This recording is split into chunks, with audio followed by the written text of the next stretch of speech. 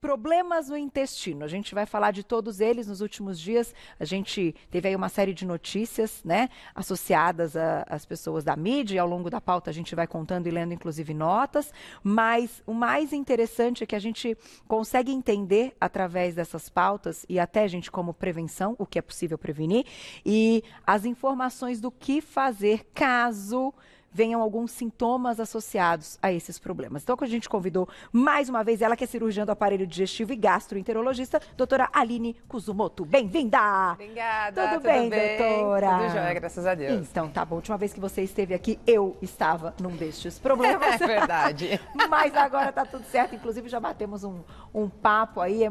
É muito interessante também a gente colocar aqui alguns desses problemas e doenças associadas, porque a gente realmente, quando a gente não tem informação, a gente tem um medo, a gente tem um receio. E você há pouco me disse, né, que a tecnologia está tão avançada, a forma hoje como vocês fazem as cirurgias, um negócio espetacular. Então, isso é bacana poder contar para o público, né? Demais. Inclusive, falando de cirurgia, é aquilo que a gente estava conversando, né? Hoje em dia você mal vê a cicatriz que ficou. Verdade. Porque por conta da cirurgia minimamente invasiva, então tudo isso está mais fácil. E é muito interessante, né? Eu, particularmente, sou apaixonada por cirurgia. Você opera, faz vídeo. Faço tudo. Todas essas. Estamos iniciando na robótica agora também. Que legal. Daqui a pouquinho a doutora conta, então, mais a respeito das cirurgias. Mas a gente começa com a primeira, então, que é muito conhecida, que é a diverticulite, né? Eu acho que a gente separou aí primeiro da diverticulite. Inclusive, a Lígia até estava comentando comigo do Papa, né? Exatamente. O Papa, ele sofreu uma cirurgia, né, uma cirurgia eletiva por complicações da diverticulite. Então, o que é a diverticulite? Na verdade, nós temos a doença diverticular, que são saculações, áreas de fraqueza que aparecem no intestino. Isso por conta de constipação e até mesmo por causa da idade. Quanto mais velho você é, mais chances você tem de aparecer essas áreas de fraqueza. Imagina que o intestino ele não tem dobra nenhuma. E você vem aqui por uma pressão interna, você força essa pele. Então, ela cria essa saculação. Essa saculação, quando entra um pedaço de fezes endurecida ali, ela faz um quadro parecido com o seu de apendicite. Só que ao invés de apendicite, por inflamar um divertículo, isso se torna uma diverticulite.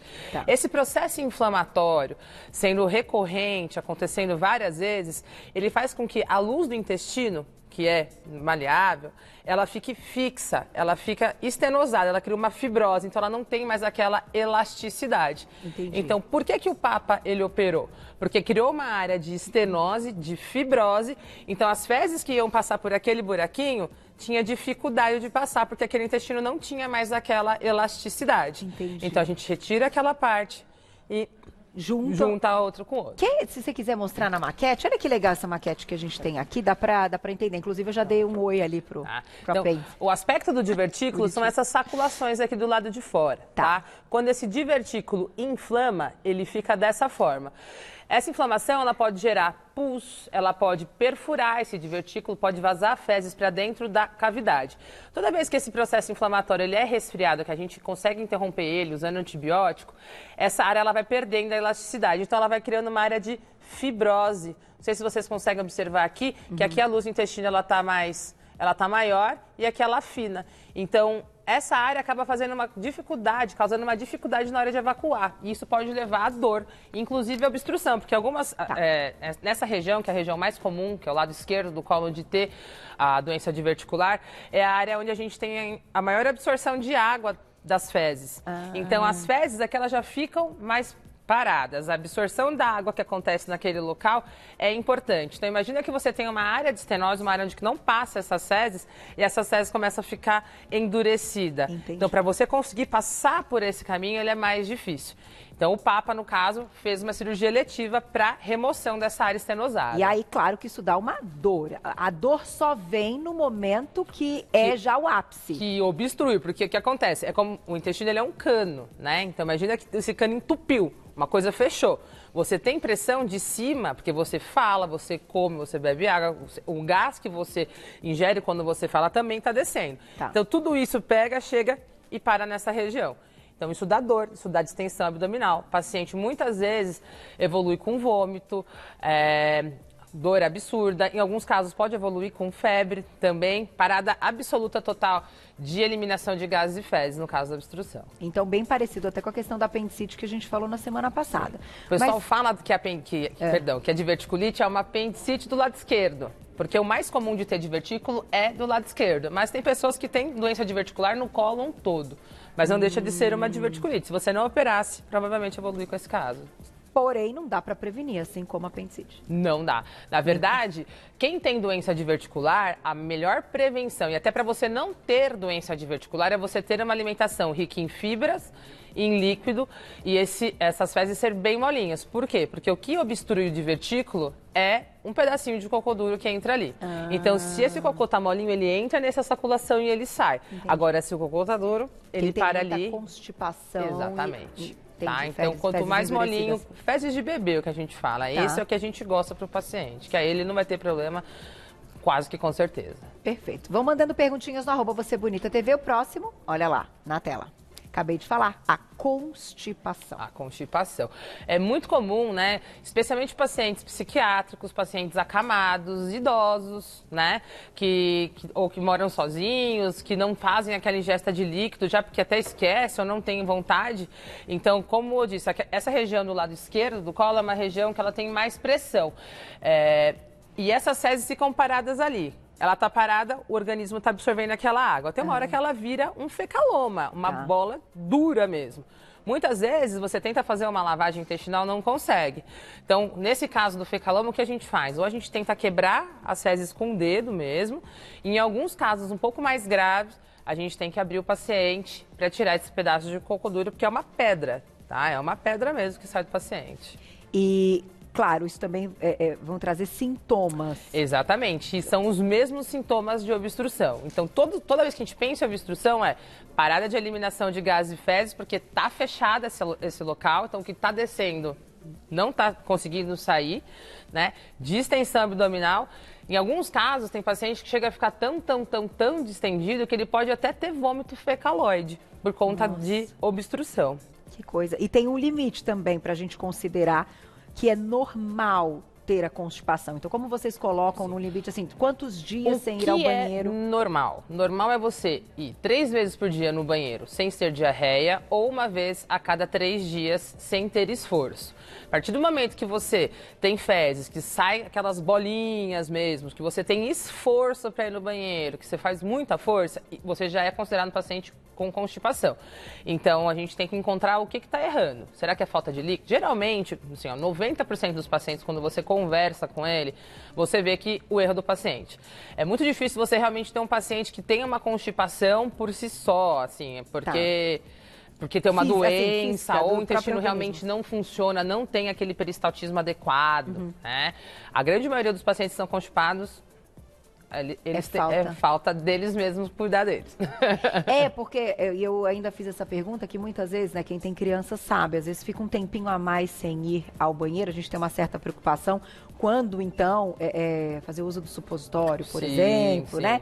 Então, a gente pode botar aí uns 3, 4 Depois de dias. 3, 4 dias, não evacuou, a gente já tem que começar a procurar alguma forma de evacuar, porque realmente não é normal. E você acaba criando outras circunstâncias quando você é um paciente constipado. No caso das crianças, é muito comum pegar paciente no consultório que tem fissura, porque tá brincando, especialmente em férias. Vai estar brincando, não quer subir, então segura o voo. Segura, entendi. E chega na hora de fazer, como aquele cocô empedrou, até na hora de sair, é mais complicado, porque machuca, então tem que estar de olho mesmo. Já a gente fala a alimentação que pode ajudar também, né? Aquelas diquinhas que vocês sempre dão que são infalíveis. Próximo, na tela. Além da constipação, a hérnia. A hérnia pode vir, então, num pós-cirúrgico também, né, doutora? Pode acontecer num pós-cirúrgico, mas a hérnia é muito comum, tá? E o que é a hérnia? A hérnia é uma fraqueza da parede abdominal. Então, é como se fosse um buraco no músculo, que quando você força o abdômen, quando você aumenta a pressão, você acaba favorecendo com que as alças intestinais e a gordurinha que está aqui passe por esse buraquinho, né? As hérnias mais comuns são da região do umbigo e da região inguinal. Então, aquelas pessoas que têm aquele umbigo para fora, às vezes nunca sentiu nada e acha que até é normal, é interessante procurar um médico para ver se realmente não é hérnia. O que acontece? Quando a alça intestinal ou a gordura, elas passam por esse buraquinho, muitas vezes ela não consegue voltar. Quando ela não consegue voltar, essa alça se essa gordurinha que passou, ela começa a sofrer isquemia, porque a circulação de sangue nesse local não é mais adequada. Com isso vem a dor. Então, assim, é muito comum perguntar, doutor, e se eu não operar? Eu nunca senti nada nessa hérnia, e se eu não operar? Ó, se você não operar, é um risco que você corre, porque essa cirurgia ela pode se tornar uma cirurgia de urgência ou de emergência. Então a pessoa fala, minha hérnia estourou. A hérnia não estoura, ou ela estrangula ou ela encarcera. E quando isso acontece, é urgência e emergência. Muitas vezes a gente tem que ressecar um pedaço de intestino ou um pedacinho da gordura na cirurgia de urgência, sendo que são coisas que podem ser evitadas, né? Inclusive eu toquei nessa questão do pós-cirúrgico e tal, né? Até depois de cesárea também, Sim. que tem o movimento dessa região, né? E mexe também com a questão muscular. E eu ia comentar o seguinte, a minha orientação de não pegar muito peso até tantos dias pós-cirurgia era exatamente para não ter uma hérnia. Porque você poderia ter uma hérnia incisional, uma hérnia onde a gente já fez uma incisão. Tá. Então, e aí é no músculo. E é no músculo, é a mesma coisa, só que muda que ela é causada por um problema que você já teve, né? Entendi. Então, pode levar à obstrução também. E o que acontece? Geralmente, nas cirurgias de hérnia, a musculatura, a aponeurose, ela demora mais ou menos 1 mês para cicatrizar.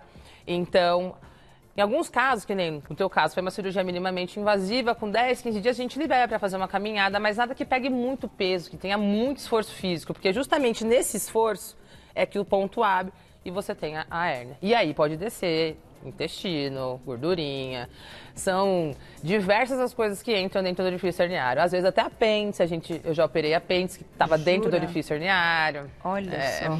Aí deve dar dor, hein, doutora? Maria, ai. Vamos para o próximo, porque tu falou aqui nesses assuntos, né? Falou do intestino, a gente já imagina que, claro, a suspeita é sempre que a queixa vai ser uma dor, né? Torção. O que é a torção? A torção intestinal, ela pode acontecer por várias coisas, inclusive por cirurgia, tá? Vou te dar um exemplo da minha avózinha, que eu operei ela teve uma apendicite e ela teve uma aderência de uma gordurinha na região da cicatriz do apêndice. A alça do intestino delgado deu um nó nessa gordurinha e torceu o intestino. Ou é muito comum também do lado esquerdo você ter um volvo de sigmoide. Esse é o famoso nó na tripa, né? Então, a estrutura, o intestino, ele dá uma volta em si mesmo, a vascularização dessa região perde porque está torcida e você leva a um quadro de obstrução intestinal também, levando a cirurgia de urgência. Muitas vezes a gente consegue, no caso se for de cólon, fazer uma colonoscopia descompressiva, então o que está virado ele desvira, mas a gente tem que fazer a cirurgia na sequência para tirar esse excesso de intestino que está sobrando ali. Porque no caso do volvo, se você tem um volvo intestinal, faz a colonoscopia, desfez esse volvo, você não opera na sequência, a chance de você pegar e ter novamente um volvo é quase de 50%. Nossa. Então, é muito importante você ter essa correção logo na internação que você... Então, e normalmente as pessoas nesse pós-cirúrgico vão apresentar num curto período de tempo esse...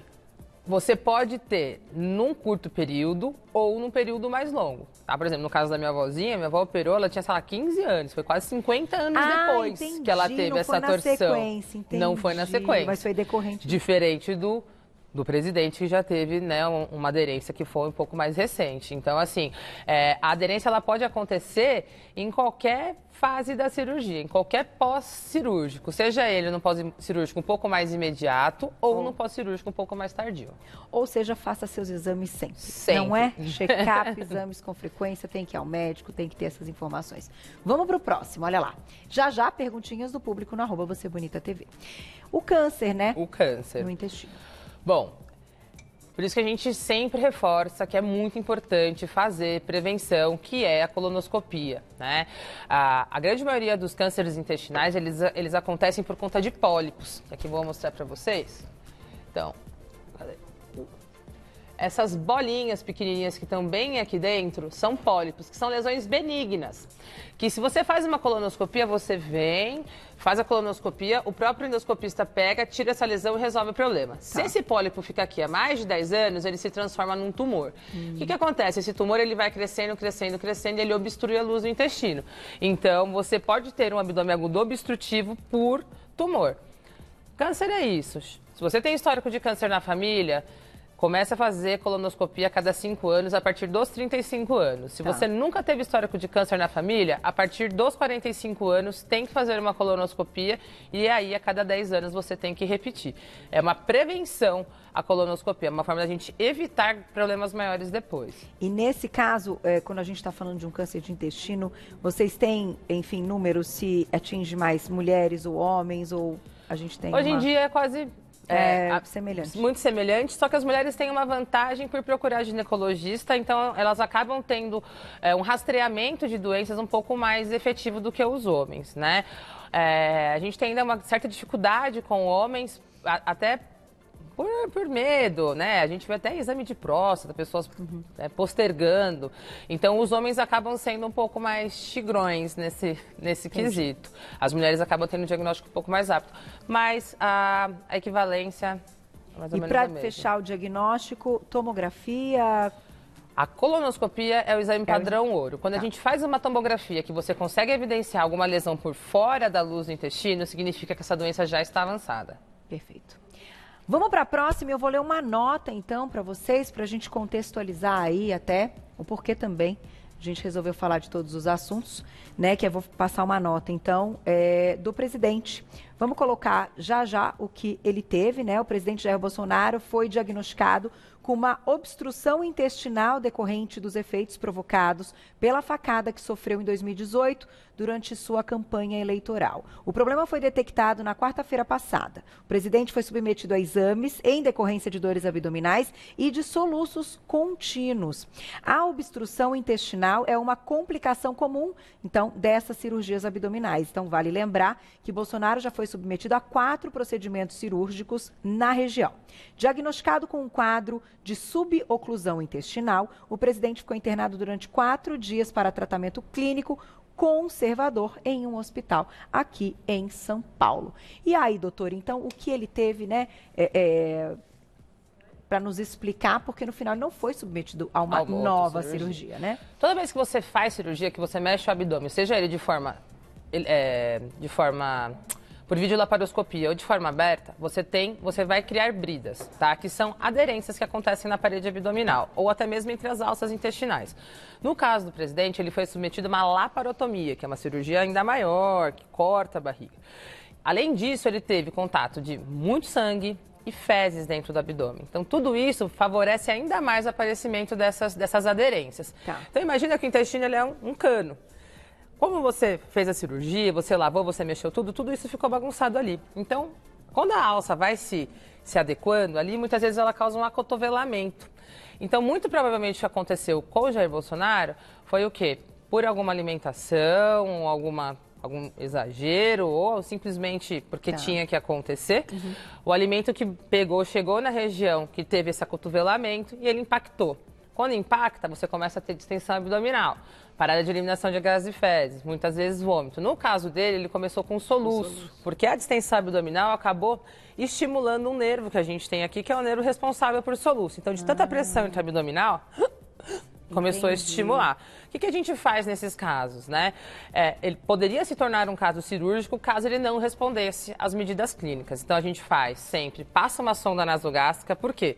Quando você passa a sonda nasogástrica, tudo aquilo que entrou no seu organismo até o ponto de obstrução, você acaba drenando para a sonda. Então, você desobstrui aquela área, tirando a pressão daquela área de acotovelamento e favorecendo com que a alça intestinal volte com seu peristatismo normal. Entendi. Tá? Ele tinha uma chance de ser submetido à cirurgia caso ele não respondesse tão bem a forma clínica. E isso é uma coisa que pode ser recorrente. Então, assim, ele pode acontecer mais uma vez com ele. E é mais, assim, voltado para a questão da alimentação mesmo ou de esforços, né? Enfim. Não, é mais relacionado à alimentação, sim. Então tem que, enfim, quem já sofreu, já teve aí essa questão também. Até que a gente começa com uma alimentação um pouco mais líquida, pastosa, e aí aos poucos você vai voltando à alimentação normal. Tem que ter, né? Um equilíbrio. Sim, né? sim.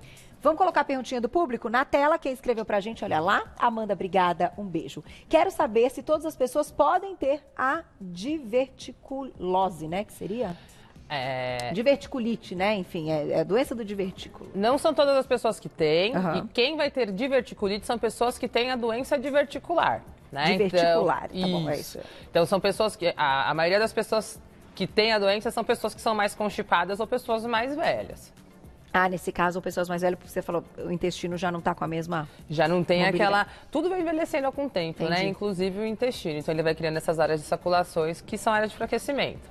Próxima perguntinha na tela.